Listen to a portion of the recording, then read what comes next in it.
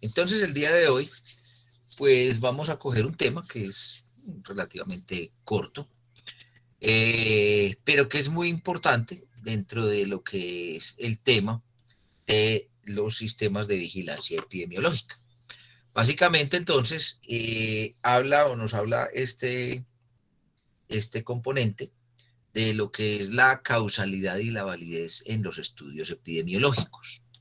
Entonces, como su nombre lo indica, pues es poder llegar a establecer un nexo de causalidad de un supuesto factor de riesgo y una consecuencia, llamémosla enfermedad o accidente de trabajo, si es del caso, y obviamente entrar a entender por qué es importante en los estudios epidemiológicos pues establecer una validez, es decir, que nosotros tengamos claridad de que, y certeza específicamente, de que lo que nosotros estamos desarrollando o haciendo de alguna manera, pues tiene validez desde el punto de vista estadístico. Entonces, vamos a hablar de estos dos temitas de una manera muy sucinta y muy corta. Primero hablemos de causalidad y entonces definimos que la causa de una enfermedad o de un accidente es un evento, es una condición, es una característica o una combinación de diversos factores que van a jugar un papel importante en el desarrollo de una enfermedad. Y entonces dentro del término de la causalidad, en muchos momentos y en muchos aspectos, pues nosotros lo que tenemos que evaluar es qué tanto influye un supuesto factor de riesgo para que se presente una enfermedad. Y entonces cuando nosotros hablábamos al inicio del semestre de todo lo que era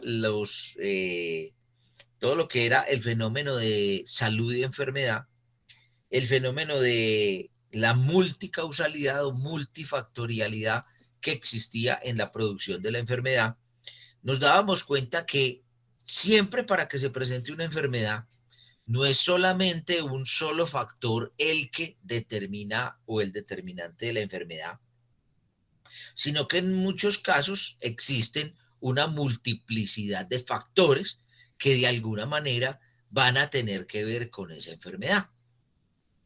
Entonces, cuando yo establezco ciertas relaciones o ciertas condiciones al estar estudiando la causa de una enfermedad, entonces yo puedo encontrar que hay una diversidad de ellos que pueden de alguna manera propiciar la enfermedad, ¿no es cierto? O generar la enfermedad.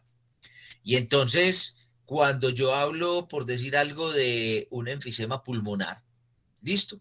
Entonces yo puedo preguntarme, ¿esta persona fumó? También puedo preguntarme, ¿esta persona tiene antecedentes familiares de enfisema pulmonar? Tercera pregunta, ¿esta persona sufrió en la infancia de asma? Cuarta pregunta, ¿esta persona trabajó con sílice, con asbesto o trabajó en minas de carbón? Entonces, cuando yo miro todos sus componentes, yo lo que empiezo es a evaluar que pueden existir un montón de causas que de alguna manera me pueden llevar a una enfermedad. Entonces, eso es lo que de pronto un señor de apellido Rodman estableció como causa suficiente. Listo. Pero hay en otras enfermedades en las cuales yo voy a encontrar siempre un factor común para que se presente. Entonces, hablemos de algo que todavía nos está afectando y que creemos que ya pasó, pero que no ha pasado, que se llama el COVID, ¿no es cierto? Entonces, cuando yo hablo de que una persona tiene COVID, me hago varias preguntas. Una, ¿es una persona obesa? Ah, sí. ¿Es una persona con antecedentes de enfermedad cardiovascular? Sí, señor. ¿Es una persona con antecedentes de enfermedades respiratorias graves? Ah, sí. Pero yo siempre tengo que entrar a mi... es una persona que en sus hábitos utilizaba el tapabocas. No, muy poquito. Pero siempre tengo que llegar a un lugar o a un momento específico. Y es que siempre tengo que indagar sobre, bueno, estuviste expuesto a otras personas que tenían COVID-19, es decir, que eran portadoras de un virus que se llama el coronavirus. Sí, señor, yo estuve en varias fiestas en donde nadie usaba tapabocas y nadie se conocía. ¿Por qué? Porque es una condición sine qua non que el virus del COVID, o sea, el coronavirus, esté presente y entre en mí para que me produzca la enfermedad. Puedo cumplir con todos los demás requisitos, pero si no cumplo con ese requisito, la enfermedad no se presenta. A eso fue lo que Rothman estableció como una causa necesaria. Y también nos mencionó, entonces, de que inferencia causal es un proceso mediante el cual yo determino si la estimación del riesgo o del factor de riesgo denota causalidad. Entonces, inferencia causal les decía que es el proceso de determinar si un factor de riesgo denota causalidad, es decir, si es o está relacionado con la causalidad de un problema. Es decir, que si ese factor de riesgo exposición bajo investigación es en realidad posiblemente una causa de enfermedad. Entonces, frente a esto, ¿qué nos dijo el señor Rothman? Nos dijo, o creó, o propuso algo que se conoce como el modelo causal de Rothman, para explicar la causa suficiente y el tema de la causa necesaria. Entonces, yo tengo una persona o tres personas que están enfermas. Y entonces indago sobre factores de riesgo. Y resulta que la primera persona, yo establezco, entonces, que hay un factor de riesgo A, ¿sí? 1B, 1C, 1D y 1E. Y yo los bautizo el factor A, el factor B, el factor C, el factor D. Me voy a la segunda persona enferma y encuentro que esa persona nos muestra que tiene ese factor A, que tiene ese factor B, pero ya el C, el D y el E no se le presentan, sino que aparecen tres nuevos factores en el escenario. Un factor F, un factor G y un factor H que yo pienso que pueden llegar a tener causalidad. Me voy hacia la tercera persona, ¿sí? Y entonces evalúo los factores de riesgo y evalúo que tiene un factor A, un factor C, un factor F, un factor I y un factor E.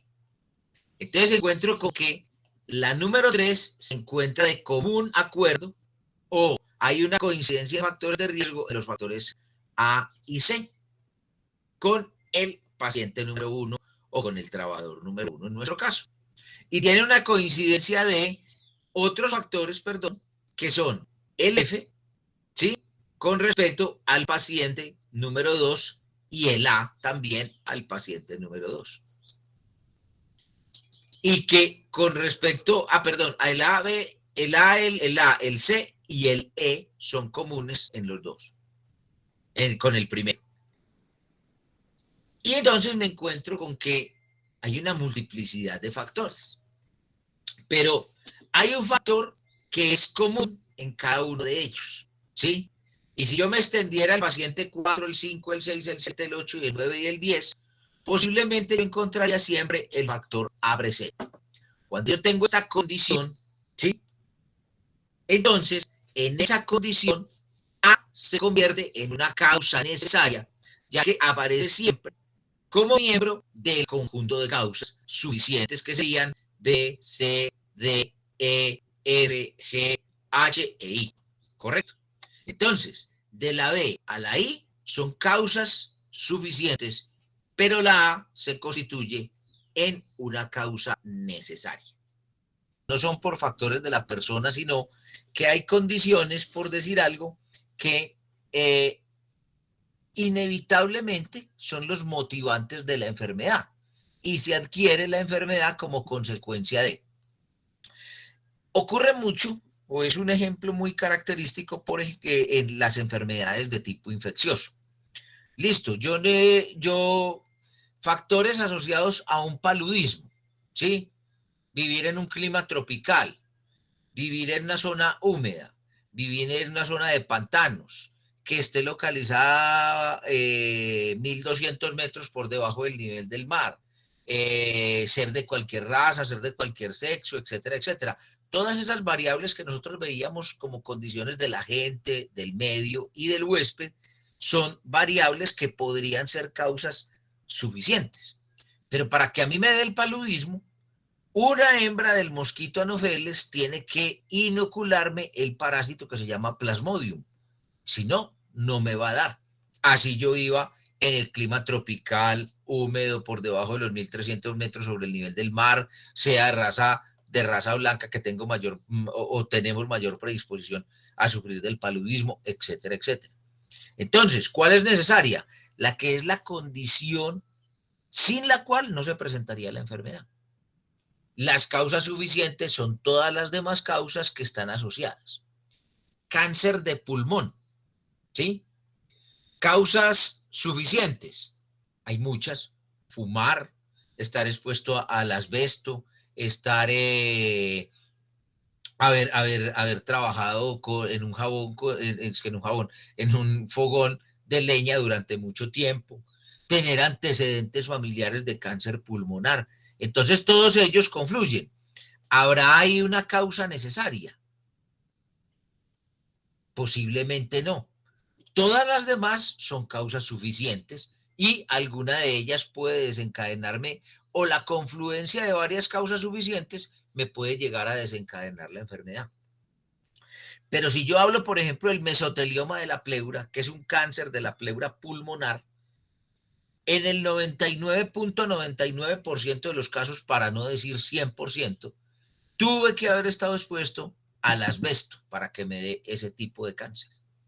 Entonces, frente a eso, ahí habrá una causa necesaria, que es estar expuesto al asbesto, y las otras, fumar, tener predisposición genética, etcétera, etcétera, se convertirán en causas suficientes. ¿Correcto? Entonces, hablemos, la causalidad tiene diversos tipos de factores, como decía yo. Entonces, esos tipos de factores nosotros siempre los debemos de considerar, ¿sí? Porque ellos juegan diversos tipos de roles o papeles en el desarrollo de la enfermedad. Y entonces, habrán factores de diversos tipos. En esos factores, por ejemplo, que yo le decía le mencionaba a Natalia ahorita. Entonces, factores predisponentes. Entonces nos definen que los factores predisponentes son aquellos que generan una posibilidad para que la persona sea más susceptible a sufrir una enfermedad o no. Entonces, vamos a irnos a ejemplos específicamente del ámbito laboral. Entonces, vamos a exponernos 2 personas a ruido ocupacional en una empresa. Entonces, ¿qué es lo que sucede? Resulta que en algún momento, por decirlo así, esos factores predisponentes van a generar una diferencia muy importante. ¿Por qué? Porque si yo ingreso al mismo ambiente laboral con una persona, pero yo nunca jamás en la vida sufrí de los oídos, pero la otra persona tuvo mucha otitis en su infancia y se le reventaron los oídos en varias oportunidades, ese factor que él tiene allí, ese antecedente de haber sufrido enfermedades óticas, lo predispone a que sufra de hipoacusia de origen laboral por exposición a ruido, más que mi persona que no tengo ese antecedente.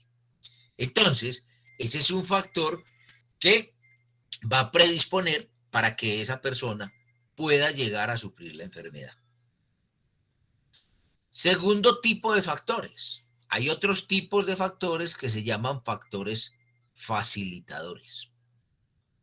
Y como su nombre, perdón, lo indica, es porque generan condiciones en el huésped para que la enfermedad o el accidente se genere de una manera más expedita. Entonces me refiero a otro ejemplo que podría ser una condición facilitadora para el accidente de trabajo. Resulta que estamos en un país que se llama Colombia, con gravísimos problemas desde el ámbito de la ocupación, es decir, la gente no consigue trabajo. Y entonces resulta que hay un paciente que tiene acrofobia. Entonces, ese paciente sufre acrofobia y ustedes tienen un ingeniero civil que es el jefe de una obra en una construcción de unos puentes, por decir algo. Y resulta que entonces sucede como sucede mucho en Colombia, que llaman a un médico y ustedes necesitan 300 trabajadores para que empiecen el lunes y es viernes a las 4 de la tarde.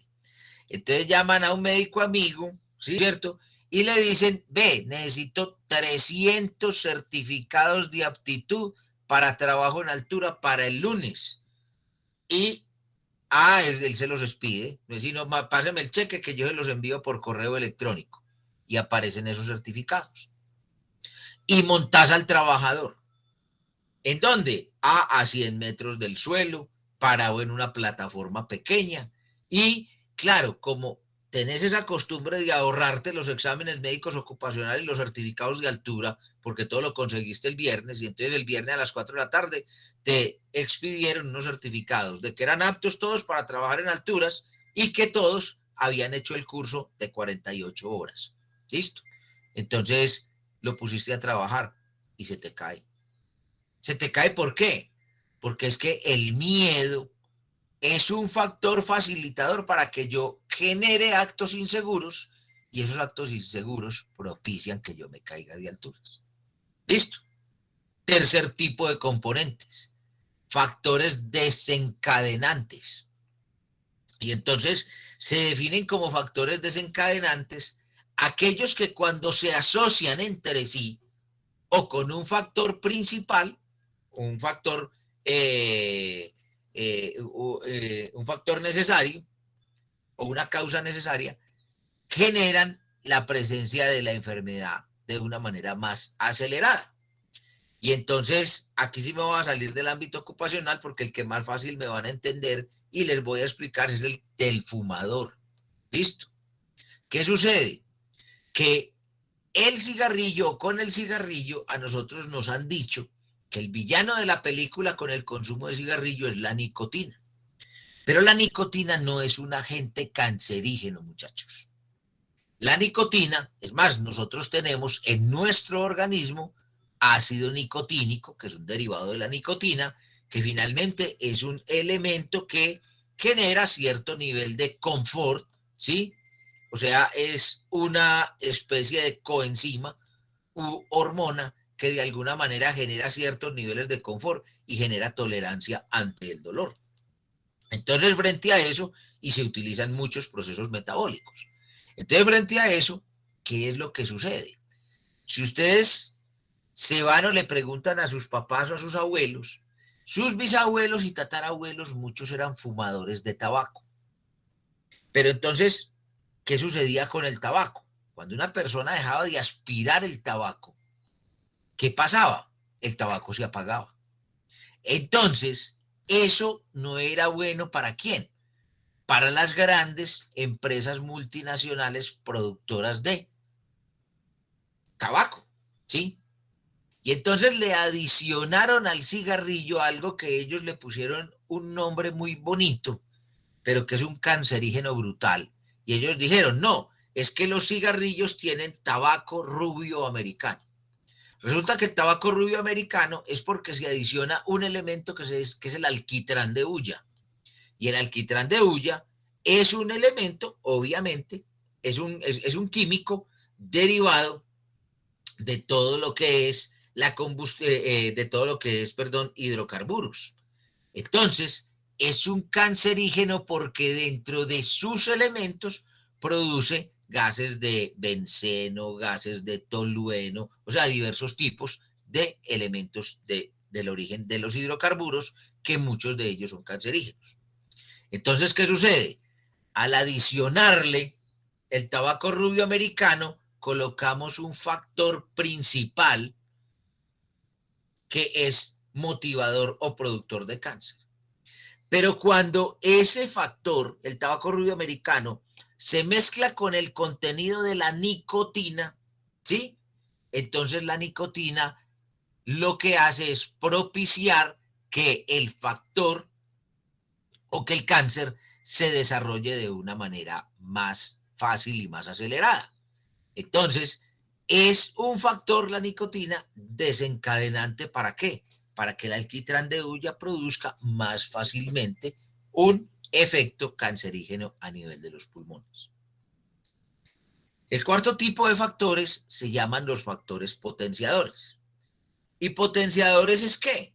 Es que, como su nombre lo indica, hacen que la enfermedad crezca de una manera casi que exponencial en la producción de la patología o el daño a nivel orgánico. Ejemplo, en el ámbito laboral es cuando yo tengo un paciente que es fumador, que está expuesto al alquitrán de hulla y a la nicotina, factor desencadenante, pero fuera de eso es fumador y trabaja en una mina con sílice. Entonces, un fumador tiene 7 veces más probabilidades que una persona no fumadora de desencadenar un cáncer pulmonar. Pero cuando ese trabajador que trabaja en una mina con sílice es fumador, tiene 32 veces más probabilidades de que le dé un cáncer pulmonar que a una persona que no fuma y que no está expuesta al sílice. Entonces lo que hacen es que los dos factores juntos se potencian frente a la patología o generando entonces una enfermedad. Entonces, cuando yo realizo un proyecto de investigación epidemiológica, que no es otra cosa que un sistema de vigilancia epidemiológico, yo lo que hago es calcular el riesgo de ocurrencia de una enfermedad con relación a uno o a más factores de riesgo o exposiciones mediante métodos estadísticos. Entonces, mire usted que siempre para yo denotar la causalidad me tengo que ir al término estadístico, al ámbito o al área de la estadística. Y la inferencia causal, entonces, es el proceso de determinar si esa estimación del riesgo denota posiblemente causalidad o no. Eso es, muchachos, lo que genera el tema de causalidad. Entonces, usted no siempre, porque es que muchas veces cometen errores, perdón, en la metodología, cuando llegan y dicen, profe, es que nosotros nos fuimos para una empresa y entonces allá había mucho ruido. Y resulta que entonces vamos a hacer un sistema de vigilancia epidemiológico para la prevención de la hipoacusia por exposición a ruido. Y entonces, la siguiente pregunta que yo les hago es, bueno, ¿y ustedes midieron los niveles de ruido? Ah, no, profe. Pero es que hay mucho ruido. Pero si no tenés mediciones, no sabemos si el factor de riesgo es. Entonces, ustedes arman todo un proyecto con algo que está en su imaginación, y ya hablamos de que la vigilancia epidemiológica y la epidemiología en general habla con hechos y con datos. Entonces se van y toman las mediciones de ruido en el lugar y encuentran con que sí hay mucho ruido, pero la medición más alta les da 75 decibeles. Entonces ustedes deben de hacer un sistema de vigilancia epidemiológica para la prevención de la hipoacusia en ese lugar.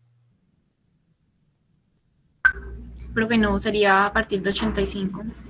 Correcto. Eso es lo que nos dicen la norma. Usted me puede decir, no, yo sí la puedo hacer porque es que con 75 decibeles de exposición hay personas que se quedan sordas. Sí, pero vos no lo estás haciendo para una condición específica. Sí, ese factor de riesgo en tu empresa no es el elemento más importante. Como cuando yo les contaba de los compañeros que se fueron a hacer un estudio por exposición a calor en las cocinas de las tienditas que tenían el poli.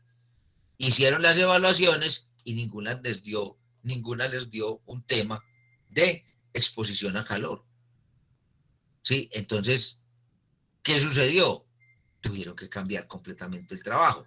Entonces, por eso es que yo siempre debo de establecer esa inferencia o esa relación de causalidad entre ese supuesto factor de riesgo y esa posible consecuencia o enfermedad.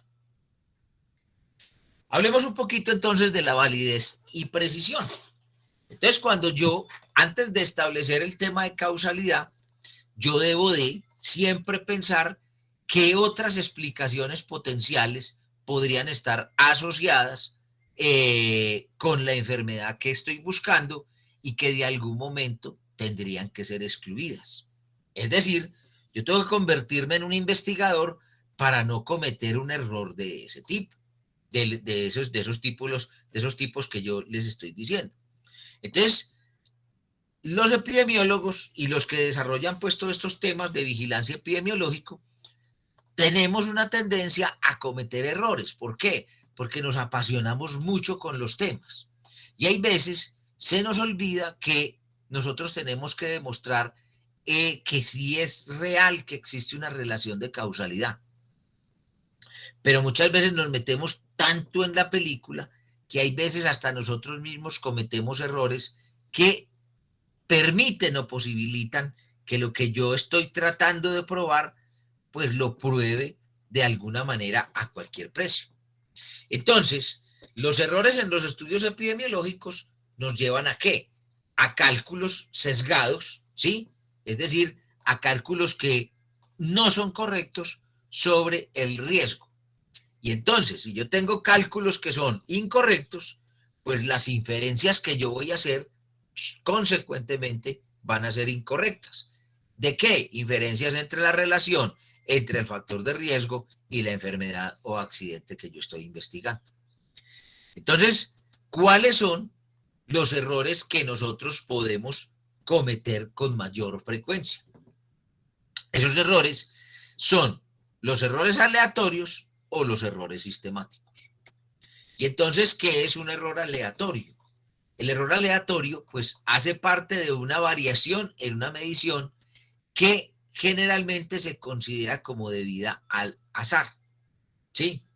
Entonces, es esa condición que en la vida cotidiana nos hace cometer errores con mucha frecuencia, lo que comúnmente llamamos la famosa ley de Murphy. ¿Listo? Error aleatorio. Vas conduciendo tu carro, ¿sí? Por el carril del lado derecho y el carril del lado derecho no avanza, no avanza, no avanza, no avanza. ¿Listo? ¿Qué sucede? Y el carril del lado izquierdo avanza y avanza y avanza y avanza. Y fue pucha. Bueno, entonces listo. Yo me voy a meter respuesta inmediata de un ser humano pensante. A todos nos ha pasado eso. Yo me voy a pasar por el carril del lado izquierdo. Todos los que están en el lado derecho están pensando lo mismo. ¿Qué hacen? ¿Para qué? Se tratan de pasar para el lado izquierdo. Apenas están en el lado izquierdo, vos ves que el carril del lado derecho avanza, avanza, avanza, y el carril del lado izquierdo queda quieto. Eso es lo que llaman azar. Esa es la famosa ley de Murphy. ¿Sí? Ese es el tema que nos hace pensar que ese azar siempre está metido absolutamente en todo. Es un error de carácter involuntario, pero es un error que característicamente puede aparecer. Entonces, ¿cómo hago yo como investigador para controlar ese error? Para tener precisión en ese error. Entonces, ahí es donde yo establezco lo que se llaman los tamaños muestrales cuando tengo poblaciones muy grandes. ¿Por qué? Porque si yo tengo una población demasiado grande, yo lo que, pues obviamente por cuestiones económicas, yo no puedo entrar a hacerle encuestas o exámenes médicos o evaluarlos a todos. No es posible. Entonces yo tengo que hacer una muestra. Y entonces en los cálculos, obviamente, de tipo bioestadístico de las muestras, aparece una E que tiene que ver con el error aleatorio. Y entonces ese error aleatorio, yo le doy una significación y yo le digo, no, yo quiero que máximo de cada 100 datos 5 estén metidos con un error aleatorio o 1 estén metidos con un error aleatorio, entonces de cada 100 datos, 5 ¿qué será? 0.05, o sea, el 5%.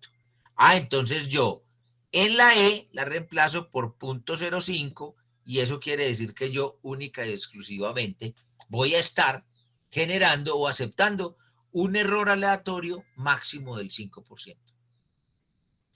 En la comunidad científica internacional está claramente definido que el máximo error que nosotros podemos aceptar en un estudio epidemiológico es del 5%. Entonces, ahí ustedes encuentran estudios, no, es que yo voy a aceptar un error del 10%.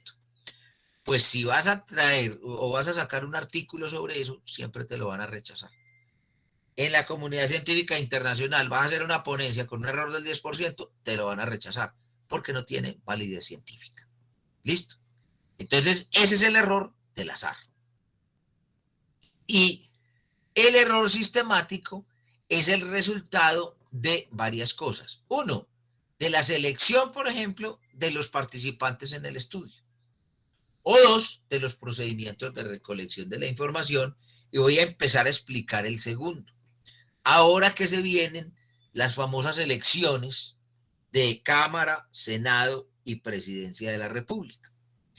Normalmente usted para Cámara y Senado, usted vota muchas veces por quien le diga, porque son tantas personas que usted no se pone a evaluar y precisamente por el desconocimiento y por la simpatía y por la propaganda que vemos que es muy bonita, entonces sale cualquier rata diciendo que un misógino de aquí a Shanghái diciendo que hay que trabajar o hay que hacer un trabajo por el empleo para las mujeres, ¿sí? Y usted sale ahí como mujer y vota por él porque dijo esa estupidez que engaña a cualquiera. Lo que tengo es que averiguar cuál es el antecedente de ese señor. Pero entonces, volviendo al tema del error sistemático, entonces resulta, sucede y acontece, pues yo esto que les voy a decir no es política, eso no me lo he inventado yo, todos lo sabemos. Entonces todos sabemos que, por decir algo, el Centro Democrático es de ultraderecha y que básicamente defiende a la gente más rica del país y a los delincuentes que muchas veces coinciden con los más ricos del país. Entonces, finalmente, ese Centro Democrático está velando ¿por quién? Por la gente más rica del país. Y existe, me voy a ir al otro extremo, entonces llamémoslo el petrismo, pues yo no sé cómo se llamará el grupo. Y entonces, el grupo de Petro genera mayor simpatía por la gente menos favorecida, ¿sí? O entre la gente, menos favorecida.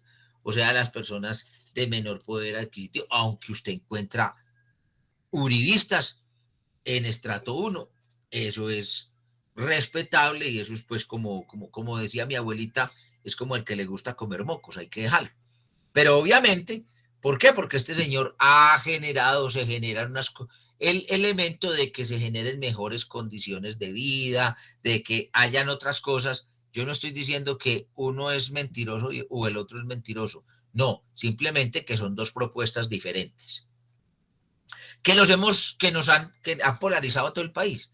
Esta es la derecha, esta es la izquierda, y entonces, finalmente, nosotros pensamos que solo existen la derecha y la izquierda, ¿no es cierto? Entonces, todo lo que no sea de ultraderecha, supuestamente, es de izquierda en el país. Entonces, finalmente, lo que va a suceder es que, entonces alguno de ustedes es el candidato del Centro Democrático y otro es candidato del partido de Petro para el Senado, por decir algo. Y entonces me dicen a mí que tengo una empresa que lo único que hace es vender, ¿sí? Que haga una encuesta de opinión en los votantes. Pero que, como yo me llamo, qué sé yo, soy una empresa muy importante, llamémoslo así, muy prestigiosa en el país de todo de cuestiones de estadísticas y de opinión, Entonces, usted me dice, pero es que yo necesito que la gente vea que yo voy de primero en las listas. Entonces, claro, usted me dice que le venda algo, yo lo vendo. Entonces, ¿qué hago yo? Entonces vamos a decir que la estudiante A es la del Centro Democrático y la estudiante B es una persona que está por el petrismo. Entonces yo lo que hago es que desarrollo una encuesta, ¿sí? Y me voy a aplicarla, por decir algo, a el Tesoro, me voy a aplicarla a, a los altos del campestre, me voy a aplicarla en las transversales, etcétera, etcétera. Y esa encuesta es de la candidata A. Pero a la vez me voy a aplico una encuesta de opinión sobre la candidata B. Y me voy para la plaza minorista, me voy para, qué sé yo, para un barrio cualquiera, estrato 1, 2, etcétera, etcétera, y hago esa encuesta. ¿Quién creen ustedes que gana en la primera encuesta? A. Sí. ¿Por qué? Porque es que yo me fui buscando un público que tiene una mayor simpatía por las políticas del Centro Democrático. ¿Y quién cree que gana en la encuesta B? Pues supuestamente la gente que ha tenido mayor dificultad económica en la vida, no ha tenido oportunidades de estudio, no ha tenido oportunidades de vivienda propia, etcétera, etcétera, va a votar por la candidata del petrismo. Y entonces, ¿dónde está la verdad? ¿Los dos son reales o no? Yo no hice ninguna trampa. Al momento de aplicar la encuesta, ¿dónde metí la trampa? Dígame alguno de ustedes dónde está esa trampa metida. Profe, en la muestra que tomó, pues porque no está cogiendo una muestra que arroje esos valores reales. Es correcto. Eso es lo que se llama, Natalia, la muestra representativa. Yo no estoy cogiendo el volumen poblacional tal cual está distribuido en el país, ¿no es cierto? Entonces, si yo me voy al público A, yo metí un error sistemático ¿en qué? En el procedimiento de los en la selección, perdón, de los participantes en el estudio. Por eso, existe un muestreo que se llama aleatorio probabilístico, que define de alguna manera evaluar los porcentajes y la conformación de la población para yo poder desarrollar un estudio que sea específicamente efectivo. Por eso es que ustedes, muchachos, dicen y escuchan en todas esas vagabunderías políticas, ustedes escuchan, no es que el candidato A va punteando y después no, y a los 2 días sale, no, ya está punteando el candidato B, no, el candidato C está que no alcanza. Muchachos, porque es que cada quien de ellos lo que está pagando es publicidad. Esas famosas encuestas son publicitarias y por eso ustedes no se deben de confiar en la tendencia de ese tipo de cosas. ¿Qué hay que hacer para hacer una buena elección política? Y ahí sí aprovecho, pero no para hacer campañas políticas, sino para evitar los errores democráticos que hemos cometido durante toda la historia de este país y que son ustedes los que más afectados van a estar porque ya nosotros ya viejos estamos como en la puerta de salida. Es evaluar quién es, de dónde viene, quién financia una campaña de ese tipo. ¿Por qué? Una campaña para el Senado y la Cámara vale más de 1.000 millones de pesos. Y ellos se van a ir a ganar, todos sabemos los salarios de los congresistas, 30 millones de pesos. ¿Cómo es posible que una persona que va a ganar 30 millones de pesos en el año, en el mes, ¿sí? Que en el año se va a ganar 3 por 3, 9, es decir, 900 millones de pesos, le meta, yo estaba diciendo que 1.000 millones de pesos, 5 o 10 mil millones de pesos a una campaña? Eso no da, porque en los 4 años no alcanzaría a recuperar lo que invirtió en la campaña. Entonces, como decía también en estos días un profesor de la Universidad de AFID, ¿cómo es posible que una persona llegue siendo pobre o de clase media al Senado y se convierta en uno de los ricos del país? Por el salario no fue. Entonces, ¿por dónde fue? Eso, muchachos, es lo que hay que analizar. Hay que analizar las personas y su pasado y no volver a cometer los mismos errores. Y sobre todo, quién está detrás de esa persona generando ese tipo de intereses. Bueno, entonces ya tenemos un ejemplo de método de selección de participantes. Ahora de procedimientos para la recolección de la información. Sucede mucho y se los voy a comentar muy brevemente. Entonces, como nosotros no tenemos plata para investigar, muchas veces cogemos y sacamos una encuesta. Y sacamos una encuesta y la tenemos que aplicar en diferentes lugares. Hay que sacar una muestra de, qué sé yo, voy a decir cualquier cosa, 500 encuestas en diferentes o en todos los barrios de Medellín. Claro, es que con otro profesor cualquiera, ¿sí? Con el profesor Juan Mario, con el profesor Diego, estamos desarrollando una investigación para el POL. Entonces, ¿qué hacemos? Como no hay plata, nos vamos y le decimos a los muchachos del INEM, ni siquiera a ustedes, que nos apliquen las encuestas, que les vamos a dar 5.000 pesos por la aplicación o 1.000 pesos por cada encuesta que hagan o 500 pesos por cada encuesta, lo que nos salga más barato. Y entonces los mandamos, por ejemplo, voy a decir que para el Popular o para el barrio París, pues que son muy empinadas las calles.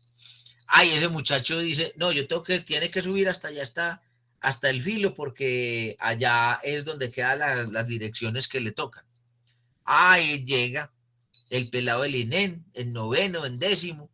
Él dice, no, a mí me dieron 50 encuestas, son 50.000 pesitos para el día de hoy. Entonces va y pide una gaseosa en la tienda de la esquina, un pan, un salchichón y se sienta a llenar encuestas. Ya, y listo, baja las 50 encuestas contestadas. Diego y yo, o Juan Mario y yo, recibimos las encuestas y las sistematizamos. ¿Qué sucedió? Que al momento de recoger la información era falsa. Entonces, cuando yo no tengo un buen procedimiento de control para recoger la información, o muchas veces en encuestas muy complicadas las preguntas, cada encuestador la interpreta a su manera y entonces eso se convierte en un lío. Entonces, esos errores son los que se llaman errores sistemáticos o en algún momento también se ve con bastante frecuencia que un investigador trata de demostrar que lo que él dice es verdad y mete trampas en el momento de sistematizar o de meter las encuestas. Entonces, frente a eso, esos son los dos tipos de errores que vamos a tener. Entonces, la evaluación de una relación de causalidad posible y una enfermedad, pues básicamente se da a través de esas asociaciones observadas que pueden ser debidas, la asociación se va descartando en la medida de que yo descarto, por ejemplo, el sesgo, ¿sí? Yo descarto variables que pueden confundirme, puede evaluar o empezar a pensar en ellas de si existe una causalidad cuando yo empiezo a eliminar todos esos factores de error, factores de confusión y establezco de alguna manera esa posibilidad de que exista causalidad.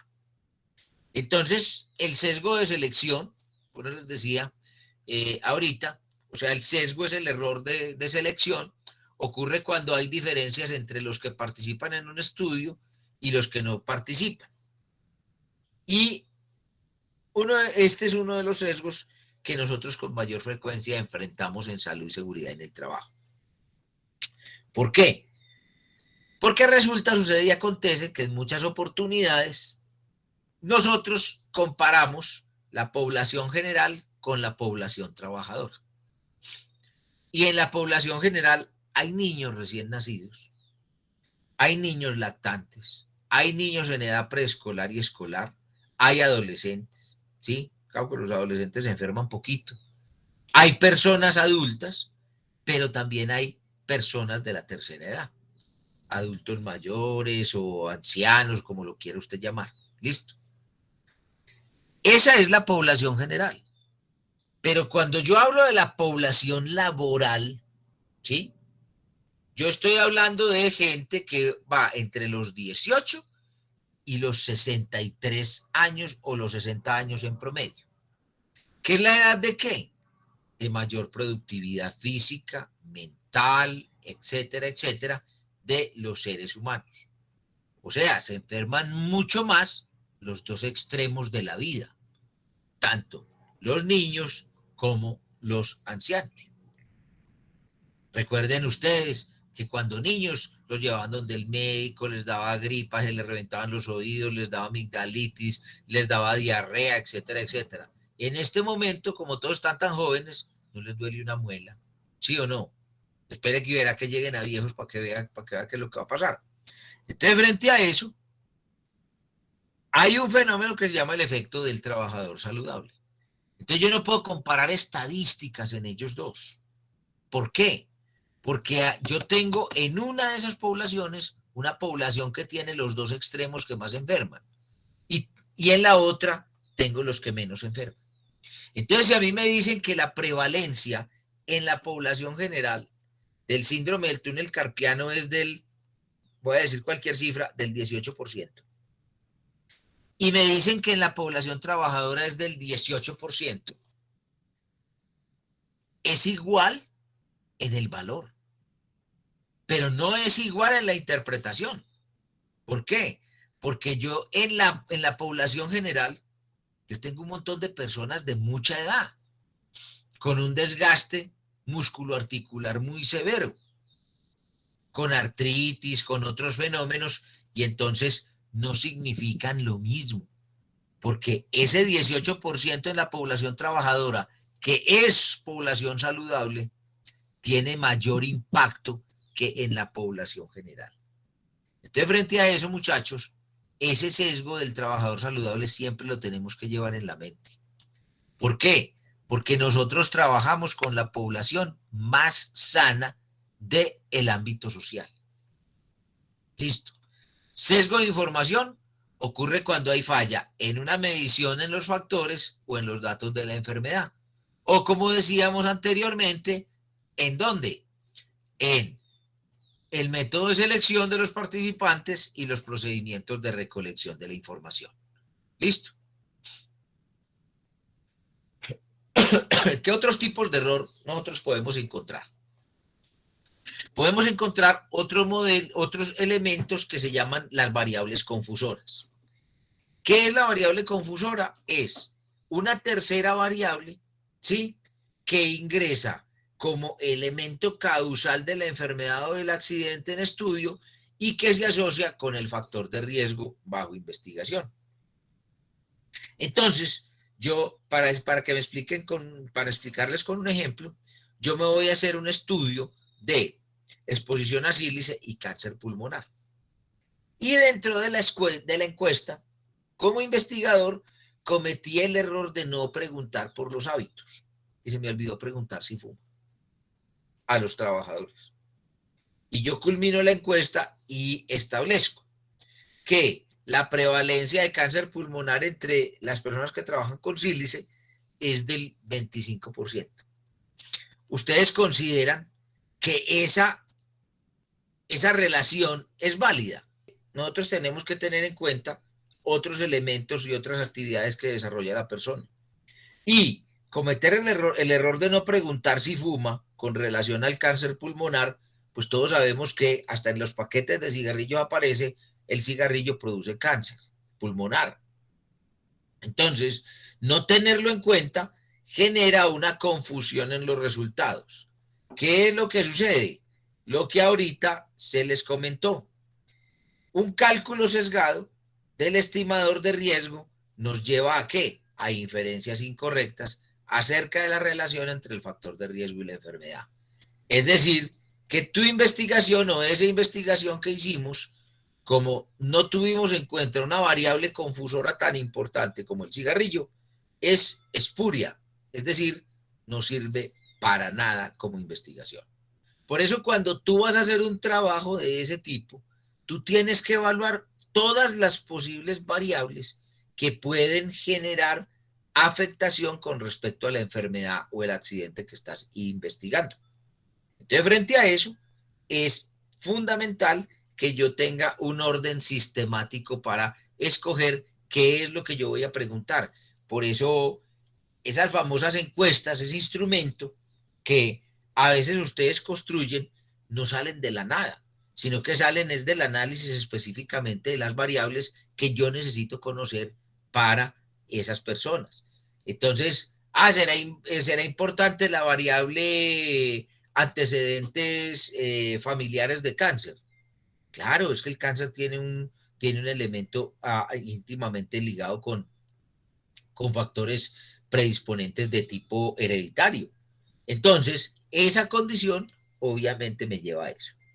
Bueno, la modificación del efecto ocurre cuando el cálculo de riesgo en presencia de dos factores de riesgo es diferente al cálculo de riesgo esperado como resultado de los efectos individuales, que era lo que hablábamos ahorita como los factores potenciadores.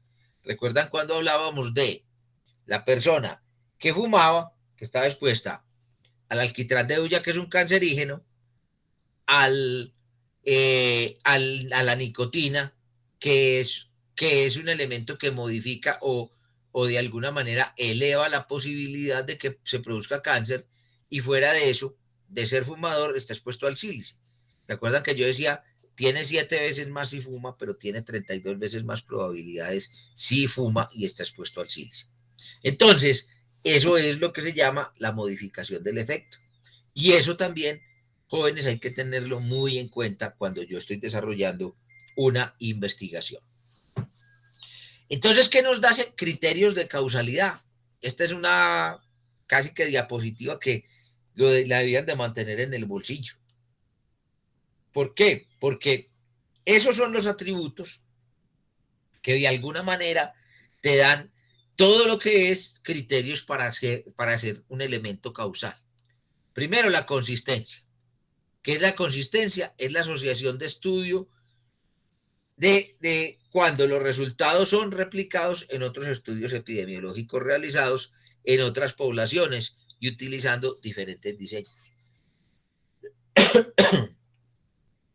Entonces, es con lo que yo los molesto tanto, con el famoso estado del arte. Es que ustedes me demuestren que el problema que ustedes me están planteando ha sido un problema que ha sido abordado en diferentes lugares, bajo diferentes metodologías, pero que presenta siempre el mismo efecto. Ese estado del arte, esa indagación de otros estudios que se han realizado, eso le genera consistencia al trabajo que ustedes están proponiendo. Segundo, la fuerza de asociación. Y la fuerza de asociación está definida por el cálculo del riesgo derivado del análisis estadístico. Y ahí es donde ustedes se tienen que poner muy pilos. ¿Por qué? Porque ustedes tienen una debilidad muy grande en el tema de la bioestadística, y esa fuerza de asociación se da es con modelos netamente estadísticos.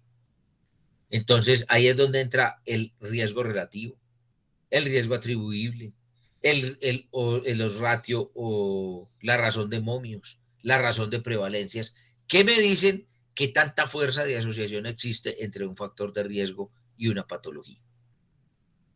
Tercer elemento, criterio de causalidad, la relación dosis-respuesta.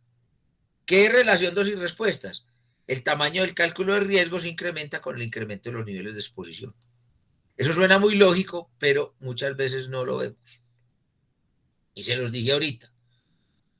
Entro a hacer un estudio, a proponer un estudio de vigilancia epidemiológica para la prevención del ruido en un lugar donde el factor de riesgo nos dio por debajo del límite permisible. Eso no tiene sentido. ¿Por qué? Porque es que si yo no estoy expuesto, no debo desarrollar la enfermedad. Profe, es que hay 25 casos de sordera en esa empresa. Pues entonces busquemos qué es lo que está pasando. ¿Y de dónde se están quedando sordos? Porque no se están quedando sordos en la empresa. ¿Sí? O venían sordos de otra empresa, o venían con algún problema, pero la sordera no fue adquirida ahí. porque ellos no tienen una exposición. Por eso es que es tan delicado los niveles de exposición y los famosos TLB, porque los TLB, aunque muchos profesores les insisten que ese es como el Corán de los árabes o la Biblia de los católicos, eso hay que cogerlo con pinzas. Ojo que los TLB no son tan la carta magna, ¿sí?, que creemos. Los TLB varían. Si ustedes hay veces ven un valor de un TLB baja en 10 veces entre un año y otro. Entonces es porque ¿qué? Porque la sustancia se volvió más dañina. No, porque se hizo una investigación que demostró que era dañina. Pero hasta ahí es donde van los TLB en estudio. Entonces no se confíen tanto de los famosos TLB como efecto. Les recuerdo, estamos trabajando con seres humanos, con personas, y las personas son absolutamente impredecibles. Entonces, claro, a mayor posibilidad de exposición, mayor probabilidad de enfermedad. Cuarto elemento importante, la secuencia temporal. Siempre yo me expongo y después me enfermo. ¿Correcto? No es al contrario. Entonces, es un criterio que es esencial. Es decir, es una condición necesaria, es un criterio necesario para que se presente una enfermedad. Yo no puedo enfermarme y después exponerme a algo y decir, no, es que yo me enfermé de eso. Listo. Entonces, por eso es que hay veces a los médicos nos tildan de tan malos o de tan hijo de lo que sabemos. ¿Por qué? Porque llega una persona y me dice que tiene un dolor, que tiene un síndrome del túnel carpiano y que lo acaba de coger o que le dio en una empresa. Y le pregunta a uno, ¿y cuánto lleva en la empresa? 3 meses. La evolución del síndrome del túnel carpiano es de años. Entonces, yo de una vez, ay, ¿trabajabas antes en algo? No, yo estaba en la casa. Ah, no, eso es una enfermedad de origen común. Pero ¿cómo así? Si es que me acabo de dar, mire que se me está entumiendo la mano la tengo torcida, se me hincha, se me encalambra. Pues hombre, yo no sé. A lo mejor venías con un proceso y empezaste a trabajar y se te precipitó. Pero la causa de tu enfermedad no fue aquí en esta empresa. Porque es que para que te dé un síndrome del túnel carpiano se necesitan años para que se genere todo el proceso. Entonces, de una vez descartamos eso. ¿Por qué? Porque no hay secuencia temporal. Y el último criterio de causalidad es la plausibilidad biológica. Es decir, que la asociación es consecuente con la aceptación de los procesos biológicos. Entonces, a mí no me da enfisema y después entro a trabajar en la empresa. Es muy parecida casi que a la secuencia temporal, pero es la secuencia de los eventos biológicos. No, yo entro a una empresa donde hay sílice.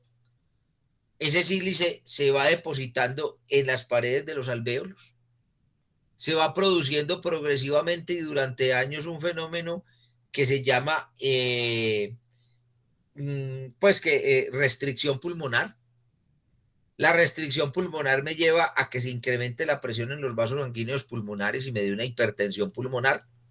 La hipertensión pulmonar genera un incremento del tamaño de la aurícula del lado derecho y el aumento del tamaño de la aurícula del lado derecho produce una dilatación de la válvula tricúspide que me genera una insuficiencia cardíaca. Esta es una secuencia de fenómenos biológicos que se van dando igualmente en el tiempo y uno detrás de otro. Pero a mí no me da la insuficiencia cardíaca y después entro a trabajar en la empresa. Si eso es así, yo ya entré a la empresa con una insuficiencia cardíaca. Entonces esa enfermedad no es de origen laboral, es de origen común porque ya venías enfermo. ¿Quedan claros esos criterios de causalidad? ¿Listo, muchachos? Hasta ahí, eso fue todo por el día de hoy. Como les decía, es una clase relativamente corta, pero con un contenido en donde casi que cada palabra es fundamental y es de vital importancia en todo este proceso.